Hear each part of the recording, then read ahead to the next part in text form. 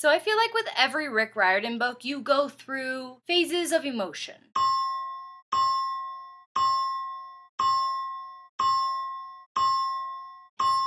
Yes, yes, you lost, we won, good conquers evil, what?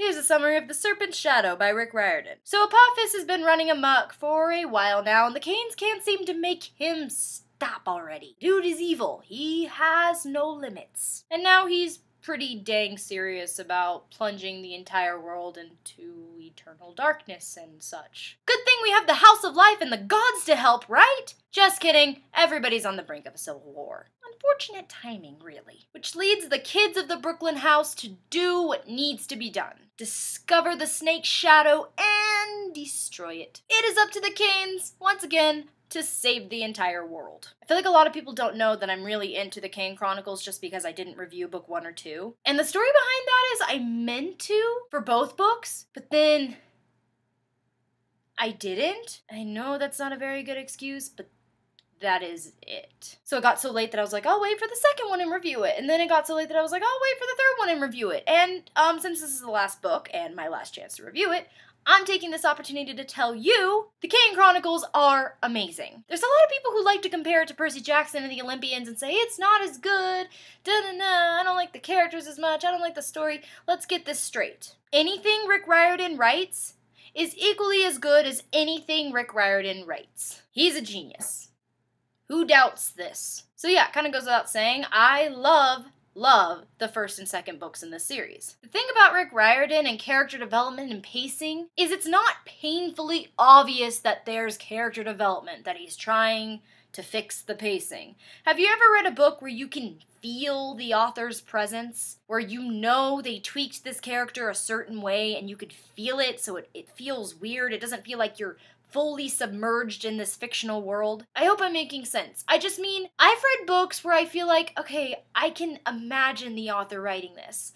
I feel like this is so obviously fiction that it hurts to read. You know, you want to feel like you're really in a book, like it's really happening. You don't want to feel the author hovering over you and the characters the entire time. Rick Riordan is so good at that. When you're reading Percy Jackson and the Olympians, you're reading something that Percy is talking about, not something Rick Riordan wrote. When you're reading the Kane Chronicles, you can hear Sadie and Carter's voices in your head telling you exactly what happened. It's like you're having a conversation with a friend. So yeah, Rick Riordan has got it. He knows how to develop a character without making you feel like it's awkward and forced. His writing style is excellent. And anyone who's a Riordan fan knows any book he's ever written has zero problems with pacing. He has perfected the art of making his characters grab you by the throat and yank you into the story and not let you go until you've finished it. Now, The Serpent's Shadow. It's really, really hard saying goodbye to a series. And I've had to do it so many times recently that it's just like, you think the pain would get better, but it doesn't. It just gets worse. And characters keep dying, and books keep saying the end, and there's heartbreaking epilogues, and then author's notes at the end, thank you for all the help, so-and-so.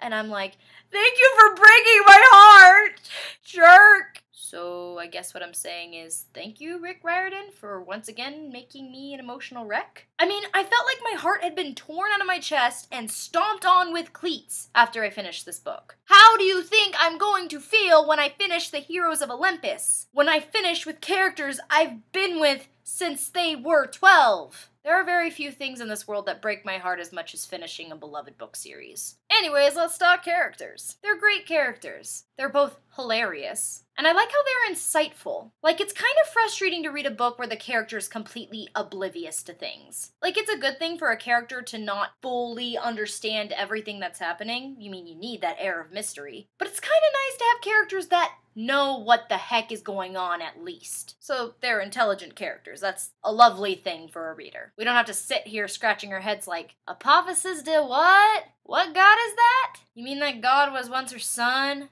and now he's her brother, and then her husband? what the Egyptian mythology is going on. It's just nice to be in the loop sometimes. I love the way all these books are written. Like Sadie and Carter are passing a recorder between the two of them. Those little moments where Carter claims that Sadie punched him for saying something to the recorder, or Carter pinches Sadie for whispering something about him to us. I don't know, it adds something special to the characters that you don't get in a lot of books. I don't know, you get to see past them, like the story of them, and you're talking to future them. So it's like talking to a friend recalling a story. It's a nice touch. I really, really enjoyed it. Oh, I'm so happy. So happy that Rick Riordan did a shout out to Percy Jackson and the Olympians and Doctor Who in this book. Because I am a humongous fan of both. I mean, obviously. When I was reading the part where Sadie was at the dance, I was like, Drew, wait a minute, her last name, she sounds so familiar. And I wasn't positive at first. I was like, no. He wouldn't overstep the boundaries between two fictional worlds that much. No. But then he mentioned Lacey and the braces and the pigtails and the summer camp, and I was like, oh my gosh, it's Drew from Camp Half-Blood! Oh, I love authors who do that. I was dying when Anubis came out, and Drew was like, oh my gosh, yeah, Drew, you can't get Jason and you can't get Anubis. Your life sucks. Then, of course, there was the Jelly Babies joke. But my favorite Doctor Who reference was when Sadie made a Shabtai shaped like a Dalek that kept chasing Carter around until it hit him in the face. It's so weird reviewing Rick Riordan's book because I rarely have anything negative to say. No, I take that back. I never have anything negative to say. I mean, that's just me. He's just a great writer. Mostly I just want to gush about him and praise him all the time because, seriously, it's really hard to make children's stories that adults love too. That takes a lot of talent. The story was great. It was so heartbreaking. There were some points where I really thought Sadie and Carter weren't going to make it. Even though I've yet to read a Rick Riordan book without a happy ending, he's that convincing. I was like, oh my gosh, they're not going to defeat him. They're not going to make it on time. Everyone is going to perish. The final battle was so cool. Totally worth the wait. Just like to give a slow clap for Raw.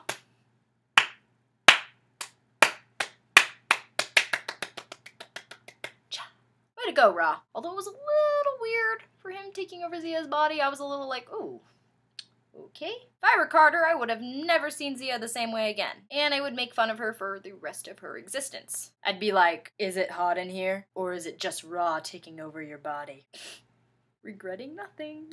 And leave it to Riordan to find a way around an impossible love triangle. Well, I could just have her pick one of the boys, or have them fight for her honor, or one of them could die, leaving her to choose one by default. Or they can be good buds, and then in the end, they can just combine bodies and become one person so she doesn't have to choose anybody, and then she gets the ultimate package. And Sadie's like, what?